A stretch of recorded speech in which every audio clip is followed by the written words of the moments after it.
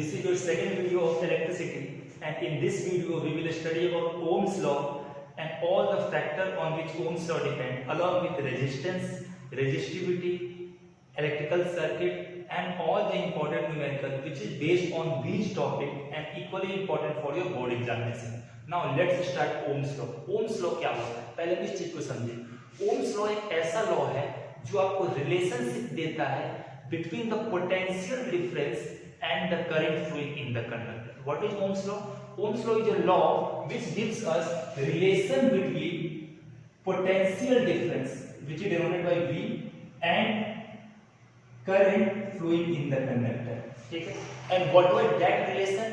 और वो रिलेशन क्या था? Ohm's law ये कहता है किसी भी कंडक्टर के थ्रू जो पोटेंशियल डिफरेंस होता है वो डायरेक्टली प्रोपोर्शनल टू होता है current flowing in the conductor. That is Ohm's law. तो Ohm's law क्या कहता था? The potential difference applied across the end of conductor is directly proportional to the current flowing in the conductor. Now let's see through its example.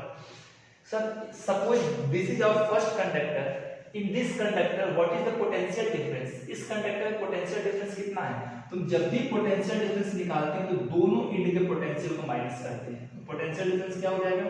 0 minus 0. दोनों and के potential का difference क्या हो जाएगा? 0. तो इफ द पोटेंशियल डिफरेंस कम 0 तो current will be 0. Why? Because we know that for the flow of electron we need potential difference. If potential on the both side is same, अगर दोनों side का potential same है तो electron कभी नहीं flow करेगा. Okay, just like for the flow of heat के flow के लिए हमें क्या चाहिए होता है? टेम्परेचर डिफरेंस चाहिए होता है. एक बॉडी हॉट और दूसरी बॉडी कोल्ड हो, अगर दोनों बॉडी का सेम टेम्परेचर होता है तो हीट फ्लो नहीं करता है. Similarly for the flow of water we required height difference. जब वाटर फ्लो करता है तो हमें हाइट का डिफरेंस चाहिए होता है. आपका एक वाटर का हाइट ऊपर होना चाहिए और दूसरे का हाइट नीचे, तो हमारा वाटर ऊपर से नीचे की ओर फ्लो करता है, more height to low height. Similarly for the flow of electron, इसीलिए इस बात को ध्यान रखिएगा, इलेक्ट्रॉन के फ्लो के लिए आपको क्या चीज चाहिए? पोटेंशियल डिफरेंस चाहिए. क्या चाहिए? Potential difference. पर अगर दोनों ओर का पोटेंशियल डिफरेंस अलग अलग हो तो ही इलेक्ट्रॉन फ्लो करता है. अगर दोनों ओर का पोटेंशियल डिफरेंस सेम है, यहाँ भी 0 वोल्ट और यहाँ भी 0 वोल्ट, या कुछ भी, यहाँ मान लीजिए x वोल्ट, यहाँ भी x वोल्ट, तो जब दोनों साइड का, सपोज कि ये कंडक्टर है, इस कंडक्टर में जब दोनों साइड का पोटेंशियल डिफरेंस सेम होगा, उस केस में क्या होता है? उस केस में कोई करंट नहीं फ्लो करता है, उस केस में कोई इलेक्ट्रॉन नहीं फ्लो करता है. और जब इलेक्ट्रॉन नहीं फ्लो करेगा तो करंट भी फ्लो नहीं करेगा. ओके, तो पहले example, here current is 0. Why? Because electron is not flowing in any specific direction. क्योंकि इलेक्ट्रॉन किसी स्पेसिफिक डायरेक्शन में नहीं फ्लो कर रहा है. क्यों? For the flow of electron के फ्लो के लिए क्या चाहिए? हमें चार्ज के फ्लो के लिए पोटेंशियल डिफरेंस चाहिए. ओके, तो here current will be 0. Now see the second case. In second case, what is the potential difference? 20 minus 0. In second case, potential difference will be 20 minus 0 and the potential difference will be 20 volt. Now, here saying that if the potential difference will be 20 volt, now let's say it that current will be 2 ampere. Because if there is 20 volt potential difference, then here is all the positive charge accumulated. Then this is the electron. Electron is responsible for the flow of electron in conductor or metal. तो electron responsible होता है किसी भी metal conductor में current के flow के लिए. तो इसके अंदर बहुत सारे मेटल के अंदर बहुत सारे फ्री इलेक्ट्रॉन्स होते हैं. जैसे ही हम यहाँ 20 वोल्ट का पोटेंशियल डिफरेंस अप्लाई करते हैं तो सभी इलेक्ट्रॉन क्या होता है? पॉजिटिव के ओर मूव करना शुरू करता है. क्यों? क्योंकि इलेक्ट्रॉन क्या है? नेगेटिव चार्ज है और ये पॉजिटिव चार्ज है, तो positive and negative charge attract each other. तो क्या होगा? इलेक्ट्रॉन हमारा पॉजिटिव टर्मिनल की ओर मूव करना शुरू हो जाएगा. तो हमने क्या देखा कि जब हमने पोटेंशियल डिफरेंस 20 वोल्ट किया तो हमारा करंट कितना आ गया? 2 एम्पीयर आ गया. Okay, now in third case, here we are increasing the end what will be direction of current. अगर हमारा इलेक्ट्रॉन लेस पोटेंशियल से मोर पोटेंशियल की ओर मूव कर रहा है तो हमारा current opposite to the flow of electron flow करता है। तो करंट का डायरेक्शन क्या हो जाएगा? करंट का डायरेक्शन हो जाएगा फ्रॉम 20 वोल्ट टू 0 वोल्ट। इस बात का ध्यान रखिएगा, current always flow from higher potential to the lower potential. Electron always flow from lower potential to the higher potential. Okay, now अगर हम इसी कंडक्टर का पोटेंशियल को डबल कर दें, पहले 20 वोल्ट था, इसको हमने 40 वोल्ट कर दिया, तो इलेक्ट्रॉन तो करंट भी क्या हो जाएगा? डबल हो जाएगा। पहले करंट 2 एम्पीयर फ्लो कर रहा था, अब हमारा करंट 4 एम्पीयर फ्लो करेगा, करंट भी डबल हो जाएगा। व्हाई? बिकॉज जब हमारा पॉजिटिव चार्ज इंक्रीज हो जाएगा, पहले 20 वोल्ट था, अब यहाँ पॉजिटिव चार्ज क्या होगा? 40 वोल्ट हो गया, उसका डबल यहाँ पॉजिटिव चार्ज हो गया।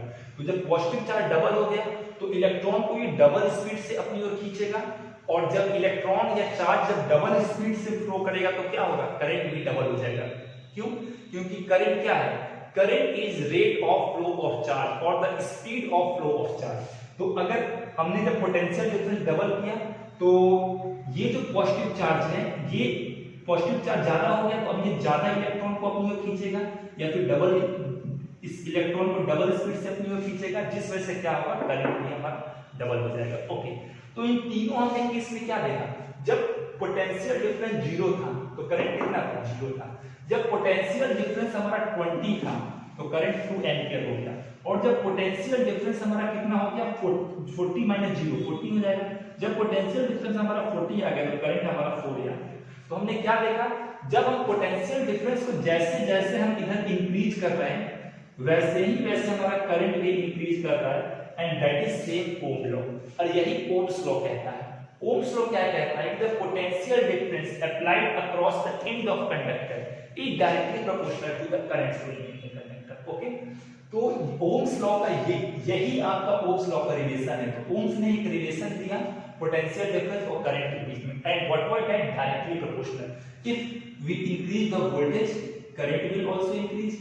If we decrease the voltage, current will also decrease, and if the voltage will be 0, current will be 0. Provided, ये सभी तो ओम्स लॉ कहता था, लेकिन ओम्स लॉ ने एक कंडीशन भी दे दिया। कंडीशन क्या दे दिया? कि ये डायरेक्टली प्रोपोर्शनल तभी तक होगा जब तक temperature of the conductor should remain constant. तभी तक ये डायरेक्टली प्रोपोर्शनल होगा जब इन तीनों केस में कंडक्टर का टेम्परेचर कांस्टेंट रहेगा, टेम्परेचर कभी नहीं चेंज होगा। Not only temperature but thickness and सब एंड ऑल फिजिकल कंडीशन, और कंडक्टर का थिकनेस भी तीनों केस में सेम होना चाहिए। अगर टेम्परेचर, थिकनेस, ह्यूमिडिटी, कुछ भी चीज, कोई भी फिजिकल प्रॉपर्टी अफेक्ट हुआ तो उस केस में ये ओम्स लॉ इनवैलिड हो जाएगा। तो आपको एक बात का ध्यान रखना है, what does the Ohm's law से? तो definition is simple. Ohm's law say that the potential difference applied across the end of conductor is directly proportional to the current flowing in the conductor, provided that the temperature of the conductor should be constant. तीनों case में temperature same चाहिए, thickness and of the conductor should be constant. तीनों case में conductor का thickness same होना चाहिए, and all the physical conditions such as humidity, density and everything should be constant. What happened? क्या हो अगर इनमें से कोई भी एक भी फैक्टर चेंज हो गया? तो अगर इनमें से कोई भी एक फैक्टर चेंज हो गया तो उस केस में जो ओम्स लॉ इनवैलिड हो जाएगा, मतलब ये डायरेक्टली प्रोपोर्शनल रिलेशन फेल हो जाएगा। ओके, अब ये तो हमारा हो गया ओम्स लॉ। यहां से हम एक रिलेशन डिराइव करते हैं ओम्स लॉ का, ठीक है। ये तो हमारा V हो गया और ये हमारा हो गया I। तो हमें ये पता है कि V directly proportional to I, that is Ohm's law, provided that all the physical condition should be constant. Now जब हम यहाँ एक चीज तो आपने पढ़ा होगा, जब यहाँ से डायरेक्टली प्रोपोर्शनल का साइन हटाते हैं तो क्या आता है? एक कांस्टेंट आता है, जिसको हम K, कभी-कभी आप K से भी रिप्रेजेंट करते हैं। तो यहाँ से हमने डायरेक्टली प्रोपोर्शनल का साइन हटाया तो हमारे पास एक कांस्टेंट आया, and that constant is called R। और हमारे पास एक कांस्टेंट आया और ये कांस्टेंट क्या कहता है? R कहता है। R हमारा क्या था? जब हमने डायरेक्टली प्रोपोर्शनल का साइन हटाया था और इक्वल टू का साइन लगाया था तो हमारा एक कांस्टेंट आया था, क्योंकि जब भी साइन हटता है कांस्टेंट आता है। कांस्टेंट मतलब उसकी वैल्यू फिक्स रहेगी, ठीक है। तो हमारा जो R आया, ये हमारा R क्या था? कांस्टेंट था, और इसी कांस्टेंट का नाम था रेजिस्टेंस, जिसको हम आगे पर करेंगे डिटेल में, ठीक है। तो इस ओम्स लॉ के एक्सप्रेशन से एक फॉर्मूला डिराइव हुआ V = I R, that is Ohm's law. and that is the formula derived from Ohm's law. Okay, अब V इक्वल टू I आपको आ गया, R कांस्टेंट है, इसका मतलब क्या है, R की वैल्यू कभी नहीं चेंज होगी। फिर भी R यूनिवर्सल कांस्टेंट नहीं है। यूनिवर्सल कांस्टेंट क्या होता है, जिसकी वैल्यू हर जगह सेम होगी। जैसे आपने ग्रेविटेशनल कांस्टेंट पढ़ा होगा 9th में, जब आप डायरेक्टली प्रोपोर्शनल का साइन हटाते थे तो ग्रेविटेशनल कांस्टेंट G आता था। उसी तरह अगर हम यहाँ से R को इसी तरह यहाँ से डायरेक्टली प्रोपोर्शनल का साइन हटाएं तो यहाँ पे कांस्टेंट हमारा R है, ठीक है। तो G की वैल्यू हर जगह कांस्टेंट होती थी, लेकिन इस R की वैल्यू कांस्टेंट रहेगी, लेकिन ये हर जगह कांस्टेंट नहीं रहेगी। ये कांस्टेंट किसी एक फैक्टर पर डिपेंड करेगा, और वो कांस्टेंट किस पे डिपेंड करेगा, तो हम सिंपल बोल देंगे कि R डिपेंड्स अपॉन कंडक्टर। आप किस कंडक्टर का इस्तेमाल कर रहे हैं, R किस पे डिपेंड करता है, इस बात का ध्यान रखिएगा।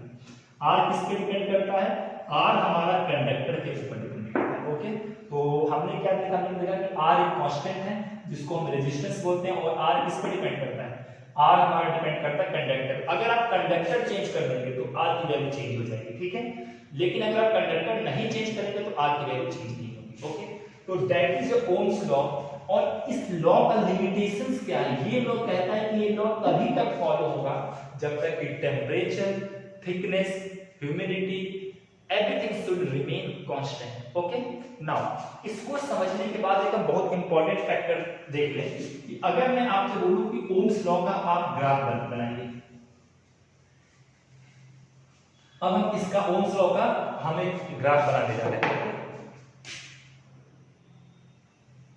That is our Ohm's law. यहां पे ये हमारा y एक्सिस है, y एक्सिस पे हमेशा हम डिपेंडेंट क्वांटिटी लिखते हैं। v और i में डिपेंडेंट क्वांटिटी जो हमेशा लेफ्ट साइड होता है वही डिपेंडेंट क्वांटिटी होता है, तो v हमारा क्या हो जाएगा, डिपेंडेंट क्वांटिटी हो जाएगा। ओके, और हमारा i इंडिपेंडेंट क्वांटिटी जो कि है किसको लिखते हैं, x एक्सिस पे लिखते हैं। तो x एक्सिस पे हमारा इंडिपेंडेंट क्वांटिटी और v dependent quantity. Okay, relation क्या है, रिलेशन डायरेक्टली प्रोपोर्शनल का है, और जब भी रिलेशन डायरेक्टली प्रोपोर्शनल का होता है तो आपका कर्व कैसे बनता है, कर्व आपका ऐसे बनता है, ठीक है। तो ओम्स लॉ का जो भी कर्व बनेगा वो आपका इस टाइप से बनेगा, ठीक है। और ये जब हम इसको और एक्सपेंड करके हम जीरो पे लाएंगे तो जीरो पे जब वोल्टेज जीरो हो जाएगा तो करंट भी जीरो हो जाएगा। This is the graph of Ohm's law, ठीक है। इस ग्राफ में आपको क्या देखना है, इसमें अगर सपोज कीजिए कि इस जब आपने 1 एम्पियर का करंट फ्लो कर रहा है तो उस केस में हमारा वोल्टेज कितना हो जाएगा, 1 वोल्ट हो जाएगा। जब हमारा 5 एम्पियर का करंट फ्लो कर रहा है तो उस केस में हमारा वोल्टेज कितना हो जाएगा, उस केस में हमारा वोल्टेज हो जाएगा 5 वोल्ट, ठीक है। मतलब करंट 5 टाइम्स इंक्रीज हुआ तो वोल्टेज 5 टाइम्स इंक्रीज हो गया। इसी तरह एक चीज और देखें, जब करंट हमारा 25 एम्पियर का फ्लो कर रहा है तो उस केस में हमारा वोल्टेज कितना हो जाएगा, उस केस में हमारा जो वोल्टेज हो जाएगा 25 वोल्ट हो जाएगा। ओके, पोटेंशियल डिफरेंस को हम V से रिप्रेजेंट करते हैं जिसका यूनिट वोल्ट होता है, करंट को हम एम्पियर से करते हैं रिप्रेजेंट। ओके, इसका यूनिट एम्पियर होता है। तो अब जिस तरीके से वोल्टेज को इंक्रीज करते जाएंगे आपका करंट भी इंक्रीज होते जाएगा, provided these conditions will be constant। इसको आपको नहीं फॉलो करना, इसीलिए बोलते हैं कि Ohm's law is not a universal law. Ohm's law universal law नहीं होता है। यूनिवर्सल लॉ ये इसलिए नहीं होता है क्योंकि इस सर्टेन फैक्टर पे डिपेंड करता है, और वो फैक्टर्स क्या होते हैं, physical property of conductor. Suppose कीजिए कि हमारे पास ये वायर है और इस वायर में करंट फ्लो कर रहा है, ठीक है। इस वायर में करंट फ्लो कर रहा है तो इसमें V directly proportional to I तो होगा, लेकिन वो कुछ फैक्टर पर डिपेंड करेगा। फैक्टर क्या होगा, हमें इस वायर का टेम्परेचर कांस्टेंट रखना पड़ेगा, हमें इस वायर का एयर थिकनेस कांस्टेंट रखना पड़ेगा, हमें रूम की पूरे रूम की कंडीशन सेम रखनी पड़ेगी। ओके, तो that was your Ohm's law.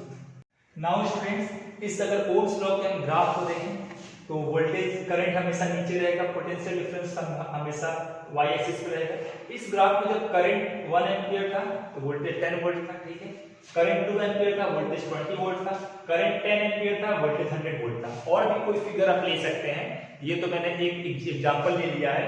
आप यहाँ पे 20 वोल्ट, 40 वोल्ट, 100 वोल्ट ले सकते हैं, बस ध्यान क्या रहना चाहिए, लाइन स्ट्रेट होना चाहिए। ओके, अब इसमें आप एक चीज देखिए, इसमें कुछ चीजें आपको सीखना है। अब एनसीईआरटी में आपको ऐसा ग्राफ दिया हुआ, किसी बुक में आपको ये ग्राफ यहाँ से ऐसे बेंड कर देता है, आप आगे बढ़ेंगे यहाँ से ग्राफ बेंड होता है। देखिए इस ग्राफ का ये ऐसे ग्राफ जाके बेंड होना क्या मतलब है। अब ये तो नहीं दिखा रहा है यहाँ पे ओम्स लॉ डायरेक्टली प्रोपोर्शनल है, यहाँ से आपका ग्राफ बेंड हो गया इस एरिया से, इस एरिया से आपका ग्राफ बेंड होगा। अब इसे समझिएगा आप इस पॉइंट, मैं इसको नेमिंग कर दे रहा हूं, इसे मैं 0 कर दे रहा हूं, ए कर दे रहा हूं, ओ कर दे रहा हूं, बी कर दे रहा हूं, सी और डी, इसे ई। अब ध्यान से देखिएगा, ओ से लेके डी तक का जो रीजन है इसको हम कहते हैं ग्राफ में ओहमिक रीजन। ओ से लेके डी तक का ये क्या कहलाता है, ये लाइन पूरा स्ट्रेट है, यहाँ पे आपको थोड़ा सा बनाने में प्रॉब्लम होगा, ये क्या हो जाएगा, ओडी क्या कहलाएगा, ओहमिक रीजन। ओहमिक रीजन क्या है, वो रीजन की जब तक कि ओम्स लॉ फॉलो कर रहा है, मतलब V directly proportional to I है, तो डायरेक्टली प्रोपोर्शनल ग्राफ सीधे होता है, तो O से लेके D तक आपका ओम्स लॉ फॉलो कर रहा है, तो ये क्या हो जाएगा, ये कहलाएगा ओहमिक रीजन। ठीक है, अब जो कंडक्टर ओहमिक रीजन में आता है उसको हम क्या कहते हैं, ओहमिक कंडक्टर। ओहमिक कंडक्टर क्या होता है, जो ओम्स लॉ को फॉलो करता है, ये सभी कंडक्टर कुछ वोल्टेज तक ही वो ओहमिक रीजन को फॉलो करते हैं। ओहमिक कंडक्टर कौन सा कंडक्टर होता है, जैसे कॉपर हो गया, एल्युमिनियम हो गया, ये सब नियरली ओम्स लॉ को फॉलो करते हैं, जहां पे आप जितना करंट वोल्टेज बढ़ाएंगे उतना ही करंट भी इंक्रीज होता है। तो ओहमिक कंडक्टर कौन से कंडक्टर है, तो ओहमिक कंडक्टर का जो रीजन है वो क्या है, ओ से डी तक, ओ से डी तक ये कंडक्टर ओहमिक था और डी से ई तक नॉन ओहमिक हो गया, क्योंकि डी से ई पे क्या हो गया, जो आपका रिलेशन था V directly proportional to I का वो फेल हो गया। ठीक है, ये तो आपका ओहमिक रीजन हो गया O से D, ये आपका हो गया ओहमिक कंडक्टर हो गया। अब जो D से E का रीजन है इसको हम कहते हैं नॉन ओहमिक रीजन। ठीक है, नॉन ओहमिक रीजन, N का मतलब नॉन है, non ohmic region. Non ohmic region वो रीजन है जहां पे V जो आपका वोल्टेज होता है वो डायरेक्टली प्रोपोर्शनल टू I का रिलेशन फेल हो जाता है। इस रीजन में क्या है, आपको दिख भी रहा होगा ग्राफ में, V directly proportional to I का रीजन फेल हो जाता है, और D से जाने के बाद आपका ओहमिक कंडक्टर किसमें कन्वर्ट हो जाता है, नॉन ओहमिक कंडक्टर में कन्वर्ट हो जाता है। ऐसा क्यों होता है, आपने ओम्स लॉ का एक कंडीशन पढ़ा होगा, temperature and all physical condition of the wire should be constant. जब आप करंट फ्लो कराते हैं तो करंट के कारण आपका हीट प्रोड्यूस होता है, और O से लेके D तक तो टेम्परेचर सेम होता है, क्योंकि हीट बहुत ज्यादा कम होता है, D के बाद हीट का अमाउंट बढ़ जाता है, और जो हीट बढ़ जाएगा तो टेम्परेचर चेंज हो जाता है, और जैसे ही टेम्परेचर चेंज हुआ तो ओम्स लॉ आपका फेल हो जाता है, क्योंकि और उस केस में क्या हो जाता है, जो ये ग्राफ है डायरेक्टली प्रोपोर्शनल को शो नहीं करता है। ओके, इसी के बाद आपको एक चीज का रखना है ध्यान, और O से लेके D तक यहां आपका रेजिस्टेंस कांस्टेंट है। जब ये OD में आप एक देखें तो R हमारा क्या हो गया, कांस्टेंट हो गया, लेकिन अगर आप DE की बात करें तो DE में हमारा क्या होता है, जो R इज वेरिएबल, R हमारा चेंज होना शुरू करता है। क्यों, क्योंकि फिजिकल कंडीशन। नाउ स्टूडेंट, अब हम इस रेजिस्टेंस R के बारे में देखते हैं। तो जो R किसका सिंबल था, R को हम रेजिस्टेंस कहते हैं, सभी चीज आप नोट करते रहिएगा। जो रेजिस्टेंस होता है इसका R सिंबल होता है, और ये कैसा होता है, ओहमिक रीजन में कांस्टेंट होता है। कैसा होता है, कांस्टेंट होता है। अगर हम यहाँ से R का फॉर्मूला देखें तो V इक्वल टू I आता है, इस I को हम यहाँ भेज देते, नीचे भेज देते, ठीक है, तो R क्या हो जाएगा, V अपॉन I हो जाएगा। तो जो R का जो फॉर्मूला हो गया वो क्या हो गया, V अपॉन I हो गया। अब आप इसे देखें तो फॉर्मूला देख के आपको ये लगेगा कि जो रेजिस्टेंस है वो वोल्टेज पर भी डिपेंड कर रहा है और करंट पर भी डिपेंड कर रहा है। फॉर्मूला आपको देख के ऐसा लग रहा है, लेकिन ऐसा नहीं है। R का वैल्यू हमेशा कांस्टेंट रहेगा। इसका मैं आपको एग्जांपल दूं, आपने पिछले क्लास में डेंसिटी का फॉर्मूला पढ़ा होगा। What is density? Density equal to mass upon volume, but density does not depend upon any factor. Density क्या होता है, डेंसिटी मास अपॉन वॉल्यूम का फॉर्मूला होता है, लेकिन डेंसिटी ना ही मास पे डिपेंड करता है ना ही वॉल्यूम पे डिपेंड करता है। सिमिलरली आप आगे रिफ्रैक्टिव इंडेक्स का फॉर्मूला पढ़ोगे। रिफ्रैक्टिव इंडेक्स का फॉर्मूला होता है speed of light in vacuum upon speed of light in medium. लेकिन फिर भी रिफ्रैक्टिव इंडेक्स केवल और केवल मटेरियल पे डिपेंड करता है, वो इसी स्पीड पे डिपेंड नहीं करता है। In the similar way R जो रेजिस्टेंस है वो केवल हमारा कंडक्टर पे डिपेंड करता है, और V और I किसी पे डिपेंड नहीं करता, भले इसका फॉर्मूला V अपॉन I हो। इसके बाद एक तीसरा फैक्टर है, अगर हम R का यूनिट निकालें तो R का हमारा यूनिट क्या होता है, देखिए R जो क्या होता है, V अपॉन I होता है। V का यूनिट क्या होता है, पोटेंशियल डिफरेंस का वोल्ट होता है यूनिट, और हमारा I का यूनिट क्या होता है, एम्पियर होता है। तो हमें R का SI यूनिट मिल गया, that is volt upon ampere. तो इस वोल्ट अपॉन एम्पियर को हम क्या बोलते हैं, इस वोल्ट अपॉन एम्पियर को हम ओम्स बोलते हैं, इसका ध्यान रखें। आर का हमें यूनिट क्या मिल गया, वोल्ट अपॉन एम्पियर मिल गया, और इसी वोल्ट अपॉन एम्पियर को हम क्या कहते हैं, ओम बोलते हैं। ठीक है, अब ये तो हमारा आ गया ओम हो गया। ओम क्या होगा, वोल्ट अपॉन एम्पियर होता है, and that is called SI unit. ये दोनों क्या है, एसआई यूनिट ऑफ रेजिस्टेंस है। एग्जाम में आपसे एक चीज और पूछा जाता है, व्हाट इज 1 ओम। मैंने आपको पिछले वीडियो में बताया था 1 ओम 1 वोल्ट 1 एम्पियर का डेफिनेशन क्या होता है। अब सिंपल सा बोलो कि 1 ओम क्या है, रेजिस्टेंस है। 1 ओम को पहले हम मैथमेटिकल तरीके से देख लेंगे, V क्या होता है, V अपॉन A। अब जब V अपॉन A है तो यहाँ जो वैल्यू होगी यहाँ भी वही वैल्यू होनी चाहिए, बीच में इक्वल टू का साइन है। ठीक है, तो यहाँ पे हमने अगर 1 ओम को फाइंड करना है तो यहाँ भी हमें क्या करना पड़ेगा, 1 वोल्ट अपॉन एम्पियर करना पड़ेगा। 1 को हम क्या लिख सकते हैं, 1 अपॉन 1 भी लिख सकते हैं। तो 1 ओम किसके इक्वल है, 1 वोल्ट अपॉन 1 एम्पियर के। तो आप यहाँ से 1 ओम का डेफिनेशन ये दे सकते हैं कि 1 ओम क्या रेजिस्टेंस है, the resistance of a conductor is called 1 ओम। किसी भी कंडक्टर का रेजिस्टेंस 1 ओम होगा कब, when if we applied the potential difference of 1 volt and the current is flowing 1 ampere। किसी भी कंडक्टर का रेजिस्टेंस 1 ओम होगा अगर हम उस कंडक्टर में 1 वोल्ट का पोटेंशियल देने के बाद 1 एम्पीयर करंट फ्लो कर रहे हैं। ठीक है, तो ये आपका हो गया 1 ओम का डेफिनेशन। इसी के बाद हम एक चीज एक काफी इंपॉर्टेंट हमें ग्राफ को देखिए, इसको मैं मिटा दे रहा हूं। ओके, तो यहां पर एक हम ग्राफ देख रहे हैं, ये हमारा टॉपिक है slope of V versus I। ये हम क्या फाइंड करने जा रहे हैं, स्लोप फाइंड करने जा रहे हैं, slope of potential difference versus current. Potential difference और करंट का स्लोप फाइंड करना है। ठीक है, स्लोप अब हमें रिलेशन तो मालूम है, V directly proportional to I। हमारा पोटेंशियल डिफरेंस यहाँ रहेगा और करंट रहेगा यहाँ पे। करंट को हम एम्पीयर से करते हैं डिनोट, और पोटेंशियल डिफरेंस को V से डिनोट करते हैं जो कि वोल्ट होता है। यहाँ से जब लाइन की डायरेक्टली प्रोपोर्शनल है, डायरेक्टली प्रोपोर्शनल लाइन कैसा होता है, स्ट्रेट लाइन होता है डायरेक्टली प्रोपोर्शनल का। ओके, अब ये डायरेक्टली प्रोपोर्शनल का लाइन तो स्ट्रेट हो गया। अब हम क्या कर रहे हैं, इसका स्लोप निकालें। सबसे पहले जानेंगे स्लोप क्या होता है। Slope is the angle that line makes with positive x axis. आप जहां पे ये लाइन फिनिश होता है उसी वहीं से एक एक्स एक्सिस के, पॉजिटिव एक्स एक्सिस के डायरेक्शन में एक पैरेलल लाइन ड्रॉ कीजिए।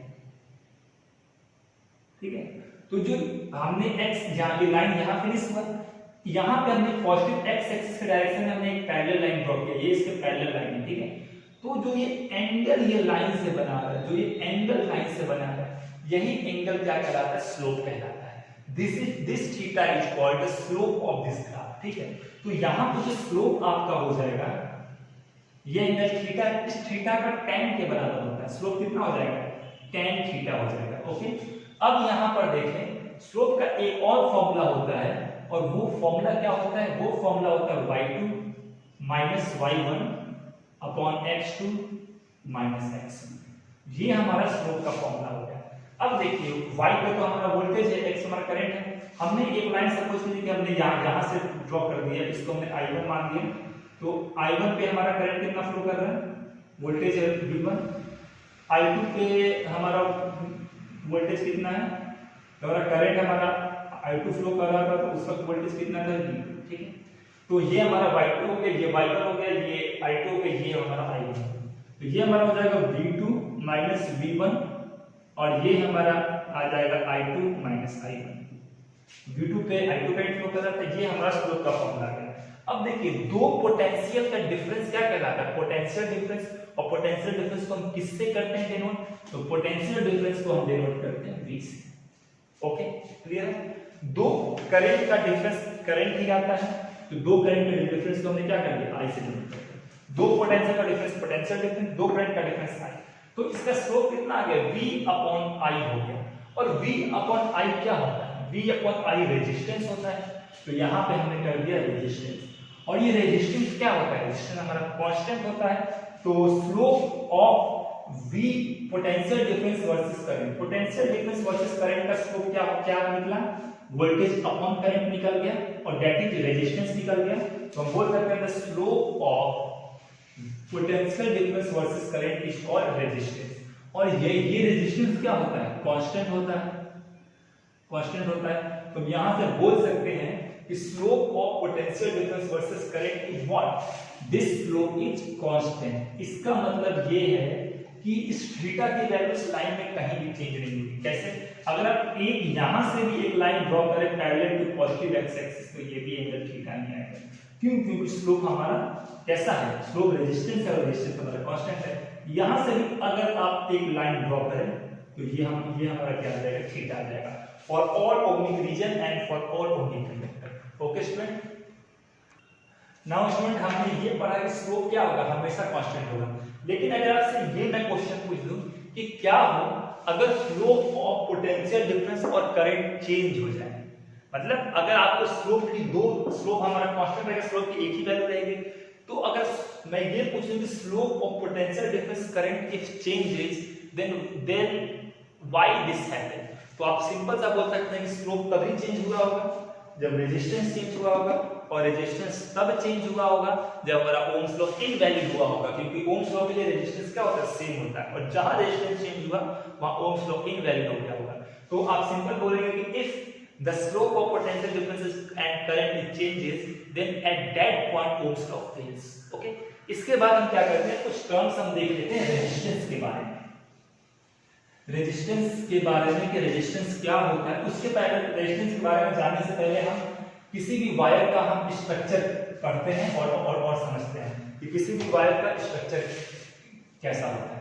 सपोज कीजिए कि आपके पास मेटलिक वायर है, हमने पिछले वीडियो में इसके बारे में डिस्कशन किया था, ठीक है। इसमें आपको डिटेल में मैं नहीं बताऊंगा, डिटेल में सिलेबस में नहीं है, अभी आपको मैं ऐसे ही बता रहा हूं, ठीक है। आपने देखा हो कि जब वायर में से करंट फ्लो करता है, लेकिन तभी फ्लो करता है जब उसमें हम या तो बैटरी जोड़ते हैं या फिर हम इलेक्ट्रिक स्विच में लगाते हैं। एक दुकान में रखा हुआ वायर जिसको दुकानदार बेचना चाहता है और जो कभी बिजली या किसी चीज से ना लगा हो तो उसमें करंट नहीं फ्लो करता है। क्यों नहीं फ्लो करता है? जैसे आप सपोज कीजिए एक वायर है, इसको मैं निकाल कर टेबल पर रख दिया, इसमें करंट फ्लो करेगा? नहीं फ्लो करेगा। क्यों? क्योंकि पोटेंशियल डिफरेंस जीरो है। अगर क्योंकि इलेक्ट्रॉन के को फ्लो करने के लिए पोटेंशियल डिफरेंस की जरूरत होती है, ठीक है।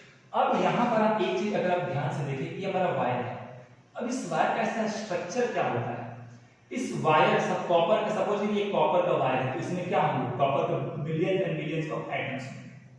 इसमें कॉपर क्या होंगे, बहुत सारे कॉपर के एटम्स होंगे। कॉपर के एटम के साथ क्या होगा, जब भी मेटल हमारा कोई भी स्ट्रक्चर बनाता है तो उसके सभी वैलेंस इलेक्ट्रॉन अपने एटम को छोड़ के पूरे मेटल में मूव करने लगते हैं। तो सभी एटम्स का वैलेंस इलेक्ट्रॉन निकल जाएगा, जितने भी इलेक्ट्रॉन हो सभी का वैलेंस इलेक्ट्रॉन निकल जाएगा। तो एक कॉपर मटेरियल या कॉपर वायर में क्या होता है, हमारे पास फिक्स्ड एटम होते हैं और कुछ फ्री इलेक्ट्रॉन्स होते हैं, ठीक है। अगर इसमें वायर फ्लो हो तो इलेक्ट्रॉन किसी एक डायरेक्शन में फ्लो करना चाहिए, लेकिन जब तक हम इसको बैटरी से नहीं जोड़ते हैं तब तक ये इलेक्ट्रॉन रैंडम मूव करते हैं, अलग अलग डायरेक्शन में मूव करते हैं, और इन अलग अलग डायरेक्शन में मूव करने की वजह से इनके अंदर मोशन तो होता है लेकिन किसी एक स्पेसिफिक डायरेक्शन में नहीं होता है, किसी एक फिक्स डायरेक्शन में नहीं होता है। तो नेट मोशन क्या हो गया, इनका नेट मोशन जीरो हो जाता है। सभी के अगर मोशन का वेक्टर सम तो कितना हो जाता है, जीरो हो जाता है। अब जब इतना समझिए, अब यहाँ पर क्या है कि अगर हम यहाँ पे अगर हम चाहते हैं कि इलेक्ट्रॉन हमारा किसी स्पेसिफिक डायरेक्शन में मूव करे तो हमें क्या देना होगा, पोटेंशियल डिफरेंस देना होगा।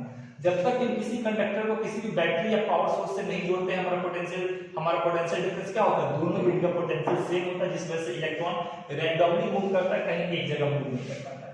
इसको हम क्या करते हैं, जैसे ही हम एक बैटरी से जोड़ते हैं, सपोज कीजिए हमने इसको 10 वोल्ट की बैटरी से जोड़ा, ओके। अब एक बात का ध्यान रखें, जो ये लंबा वाला टर्मिनल होता है ये पॉजिटिव टर्मिनल कहलाता है, और जो छोटा वाला टर्मिनल होता है ये नेगेटिव टर्मिनल कहलाता है। हमने इसको 10 वोल्ट की बैटरी से जोड़ा तो ये जो पॉजिटिव टर्मिनल 10 वोल्ट है, ये 10 वोल्ट यहाँ पर आ जाता है, तो इस ओर पोटेंशियल कितना हो गया, +10 वोल्ट हो गया, और ये नेगेटिव है, ये यहाँ जाता है, इस ओर पोटेंशियल कितना हो गया, -10 वोल्ट। अब एक चीज समझिएगा, यहाँ माइनस के इलेक्ट्रॉन, यहाँ माइनस का चार्ज एक्यूमुलेट हो गया और यहाँ प्लस का चार्ज एक्यूमुलेट हो गया। अब ये माइनस चार्ज क्या करेगा, ये माइनस चार्ज इलेक्ट्रॉन को अपोजिट डायरेक्शन में फोर्स लगाएगा, इलेक्ट्रॉन को अपनी ओर से पुश करेगा। क्यों पुश करेगा, क्योंकि like charge repel each other, जो सेम चार्ज क्या होते हैं, नेगेटिव नेगेटिव रिपेल करते हैं और पॉजिटिव पॉजिटिव रिपेल करते हैं। तो ये भी माइनस चार्ज और ये इलेक्ट्रॉन भी माइनस चार्ज, तो ये सभी इलेक्ट्रॉन को पुश करना शुरू करेगा किस डायरेक्शन में, अवे फ्रॉम। अब यहाँ प्लस 10 वोल्ट चार्ज है, ये क्या करेगा, ये प्लस ये निगेटिव ये अनलाइक चार्ज हो गया, ये सभी इलेक्ट्रॉन को अपनी ओर खींचना शुरू करेगा। तो देखिए ये भी इधर ही बल लगा रहा है, ये माइनस 10 वोल्ट भी इलेक्ट्रॉन को अपने से दूर ढकेल रहा है और प्लस 10 वोल्ट भी इलेक्ट्रॉन को अपनी ओर खींच रहा है। तो सभी इलेक्ट्रॉन को एक डायरेक्शन में मोशन मिल जाएगा और सभी इलेक्ट्रॉन एक डायरेक्शन में मूव करना शुरू कर देंगे। तो इलेक्ट्रॉन का मोशन किस डायरेक्शन में हो जाएगा, इलेक्ट्रॉन का मोशन हो जाएगा, तो जो इलेक्ट्रॉन आपका मूव कर रहा है फ्रॉम नेगेटिव टू पॉजिटिव, तो इलेक्ट्रॉन कहां से मूव करता है, फ्रॉम नेगेटिव से पॉजिटिव की ओर मूव कर रहा है। देखिए इलेक्ट्रॉन सब इस डायरेक्शन में जा रहा है, तो नेगेटिव टर्मिनल यहां पे, तो ये नेगेटिव टर्मिनल से पॉजिटिव की ओर जा रहा है, तो इलेक्ट्रॉन का मोशन हो गया नेगेटिव टू पॉजिटिव। ओके, इसी के साथ अगर आप देखें तो करंट अगर इलेक्ट्रॉन का डायरेक्शन आपका इस दिशा में इलेक्ट्रॉन मूव कर रहा है तो करंट क्या करेगा, इलेक्ट्रॉन का उल्टा, that is called conventional direction of current, electron इधर तो करंट। तो जो करंट का जो डायरेक्शन होगा from positive to negative, current कहां फ्लो करता है, करंट हमारा पॉजिटिव टर्मिनल से निकल के नेगेटिव टर्मिनल में जाएगा। तो अब ध्यान रखें कभी भी बैटरी को जोड़ेंगे तो करंट का डायरेक्शन क्या होगा, पॉजिटिव से नेगेटिव जाएगा। क्यों, क्योंकि इलेक्ट्रॉन आपका नेगेटिव टर्मिनल से जाके पॉजिटिव टर्मिनल में आ रहा है। ओके, अब इसमें आप एक बात का रखेंगे ध्यान, ये इलेक्ट्रॉन हो गया, ये तो हमारा करंट का डायरेक्शन हो गया। अब रेजिस्टेंस क्या होता है यहाँ, जब ये इलेक्ट्रॉन मूव कर रहा होता है, ठीक है, सपोज कि ये इलेक्ट्रॉन मूव कर रहा है, तो जब इलेक्ट्रॉन, इसमें सिर्फ इलेक्ट्रॉन तो है नहीं, इलेक्ट्रॉन के साथ हमारा एटम भी है, तो इलेक्ट्रॉन रास्ते में आ रहे हर एटम से टकराता है। इलेक्ट्रॉन यहाँ है, इससे टकराया, फिर यहाँ आया, इससे टकराया। तो जब इलेक्ट्रॉन मूव कर रहा होता है तो अपने रास्ते में जितने भी एटम आते हैं वो सबसे टकराते जाता है। और जब इलेक्ट्रॉन टकराता है तो क्या होता है, जब भी कोई चीज टकराता है तो उसका मोशन ऑब्स्ट्रक्ट होता है, मोशन इफेक्ट होता है, तो उसके मोशन में रुकावट आती है। तो जब इलेक्ट्रॉन इस ओर से इस ओर मूव कर रहा है, वो एटम से टकरा रहा है, तो उसके मूवमेंट में हमारा ऑब्स्ट्रक्शन आ रहा है, यही ऑब्स्ट्रक्शन क्या कहलाता है, रेजिस्टेंस कहलाता है।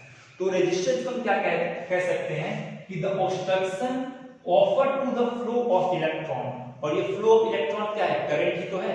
तो रेजिस्टेंस का हमारा डेफिनेशन क्या होगा, resistance is nothing but the obstruction offer to the flow of current. ठीक है, फ्लो ऑफ करंट में ऑब्स्ट्रक्शन क्यों हुआ, क्योंकि फ्लो ऑफ इलेक्ट्रॉन में ऑब्स्ट्रक्शन हो रहा है, क्योंकि flow of electron flow of current है, और ये ऑब्स्ट्रक्शन किसकी वजह से हो रहा है, इसके अंदर प्रेजेंस हुए एटम की वजह से। ओके, तो अगर आपसे कोई पूछे कि व्हाट इज रेजिस्टेंस, आप सिंपली बोल सकते हैं resistance is nothing but the obstruction offer to the flow of current या फ्लो ऑफ इलेक्ट्रॉन, लेकिन फ्लो ऑफ करंट की बुक में लिखा रहता है, फ्लो ऑफ करंट ही लिखिएगा। And why this obstruction offer due to the collision of electron with different atom और विद अदर इलेक्ट्रॉन। ठीक है, जब बहुत सारे एक मूव कर रहे होते हैं तो उस केस में ये जो आपस में जितना भी एटम होता है उससे टकराते हैं। आपने देखा होगा कि जब वोल्टेज बहुत ज्यादा बढ़ जाता है, जैसे इस वोल्टेज को अगर मैं 1000 वोल्ट कर दूं तो वायर ब्लास्ट हो जाता है, वायर की चिंगारी निकलती है। क्यों, क्योंकि बहुत सारे इलेक्ट्रॉन क्या होते हैं, रश करने लगते हैं पॉजिटिव साइड, और जब बहुत सारे इलेक्ट्रॉन जब पॉजिटिव साइड को रश कर रहे होते हैं तो कोलिजन का अमाउंट बढ़ जाता है, और जब भी कोलिजन होता है तो क्या होता है, कभी दो चीज टकराता है तो चिंगारी निकलता है। आपने देखा होगा हथौड़े जब हम लोहे पे कस के मारते तो चिंगारी निकलता है। तो इतना ज्यादा इलेक्ट्रॉन एक साथ टकरा रहे होते हैं कि इतना ज्यादा चिंगारी निकलता है कि हीट एनर्जी बहुत ज्यादा हो जाता है, और जिसकी वजह से हमें ऐसा लगता है कि तार हमारा जल गया है या ब्लास्ट कर गया है। वो इसलिए ब्लास्ट करता है बहुत ज्यादा कोलिजन की वजह से। ओके, तो रेजिस्टेंस हमने समझ लिया, resistance is nothing but obstruction offer to the flow of current. अब इसके बाद हम एक चीज और देखते हैं कि on which factor resistance depend. हमने अभी पढ़ा कि रेजिस्टेंस कांस्टेंट होता है, लेकिन ये सिर्फ और सिर्फ कंडक्टर पे डिपेंड करता है। तो ये कंडक्टर के किन फैक्टर पे करता है डिपेंड, हम उस चीज के बारे में स्टडी कर लें। तो अगर आप ध्यान से देखें कि रेजिस्टेंस हमारा 4 फैक्टर पे डिपेंड करता है। ये काफी इंपॉर्टेंट टॉपिक है। रेजिस्टेंस हमारा 4 फैक्टर पे डिपेंड करता है। सबसे पहला फैक्टर होता है टेम्परेचर, जो हमने पढ़ा भी, टेम्परेचर कांस्टेंट होना चाहिए, टेम्परेचर। अब इस स्ट्रक्चर में आप समझिए ध्यान से, इस वायर स्ट्रक्चर में यहां पे डिफरेंट एटम है, और यहां से इलेक्ट्रॉन को यहां पे मान लीजिए +10 वोल्ट दे दिया और यहां पे -10 वोल्ट दे दिया। यहां से इलेक्ट्रॉन को हमारा इस ओर मूव करना है, ठीक है, क्योंकि इलेक्ट्रॉन हमेशा पॉजिटिव साइड मूव करता है और इलेक्ट्रॉन हमारा ऐसे फ्लो कर रहा है। ओके, तो ये टेम्परेचर पे कैसे डिपेंड करता है? फर्स्ट फैक्टर होता है टेम्परेचर। तो रेजिस्टेंस जो करता है वो टेम्परेचर के डायरेक्टली प्रोपोर्शनल होता है। हम जितना रेजिस्टेंस बढ़ाएं, जितना टेम्परेचर इस कंडक्टर का अगर हम टेम्परेचर इंक्रीज करना शुरू करें तो रेजिस्टेंस भी इंक्रीज हो जाएगा। कैसे? यहाँ पे देखिए, सपोज कीजिए आप जब वायर को हीट करते हैं तो क्या होता है, उसके मॉलिक्यूल बहुत ज्यादा वाइब्रेट करते हैं।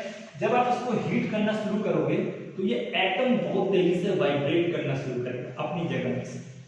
अब जब ये ज्यादा तेजी से वाइब्रेट करना शुरू करेगा तो जो इलेक्ट्रॉन आसानी से निकल रहा था उनके साथ इनका कोलिजन बढ़ जाएगा। ये आप एक एग्जांपल लीजिए, आप किसी हाईवे पे जा रहे हैं, आप सीधे किसी हाईवे पे जा रहे हैं, आप अपनी बाइक लेके जा रहे हैं और रास्ते में अगर लोग बहुत तेजी से आपको क्रॉस करने लगे तो उस केस में क्या होगा? उस केस में आपके मोशन को ऑब्स्ट्रक्शन होगा। और सेम यहां भी होता है कि जब हम इसे हीट करना शुरू करते हैं तो मॉलिक्यूल बहुत तेजी से वाइब्रेट करना शुरू करता है। अब ये यहाँ जो एटम मॉलिक्यूल बहुत तेजी से ये अपनी जगह पर वाइब्रेट कर रहा है। अब यहाँ से इलेक्ट्रॉन को जाना है, अगर ये पहले स्थिर होता तो इलेक्ट्रॉन के कोलिजन का चांस कम होता, लेकिन जब हमने इसको हीट किया तो ये वाइब्रेट करने लगा। अब जब इलेक्ट्रॉन आएगा तो ये इससे कोलाइड करने की संभावना बढ़ जाएगी। तो अब जब कोलिजन ज्यादा बढ़ेगा तो कोलिजन क्या है? ऑब्स्ट्रक्शन ही है, और ऑब्स्ट्रक्शन क्या है? रेजिस्टेंस ही है। तो अब जैसे जैसे टेम्परेचर बढ़ाएंगे वैसे वैसे इलेक्ट्रॉन और एटम का कोलिजन बढ़ जाएगा और आपका रेजिस्टेंस बढ़ जाएगा। तो यहाँ से बोल सकते हैं resistance is directly proportional to temperature. अब जितना टेम्परेचर बढ़े रेजिस्टेंस उतना ही ज्यादा होगा। इसके बाद आप सेकंड चीज देखिए, ये किस पे डिपेंड करता है? लेंथ पे डिपेंड करता है।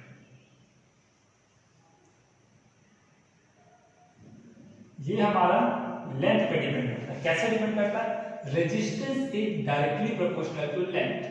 जितना ज्यादा आपका रेजिस्टेंस होगा लेंथ आपका उतना ही ज्यादा होगा।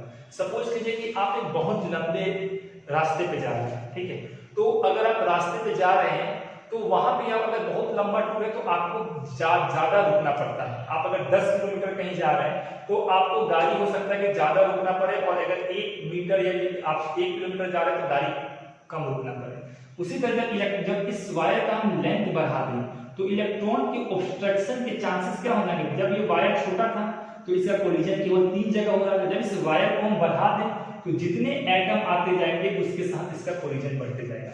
तो अगर आप किसी लंबे सड़क पे जा रहे हैं तो क्या होता है? आपका कोलाइड होने का चांसेस बढ़ जाता है, और आप छोटे से सड़क पे जा रहे हैं तो कोलाइड होने का चांसेस कम हो जाता है।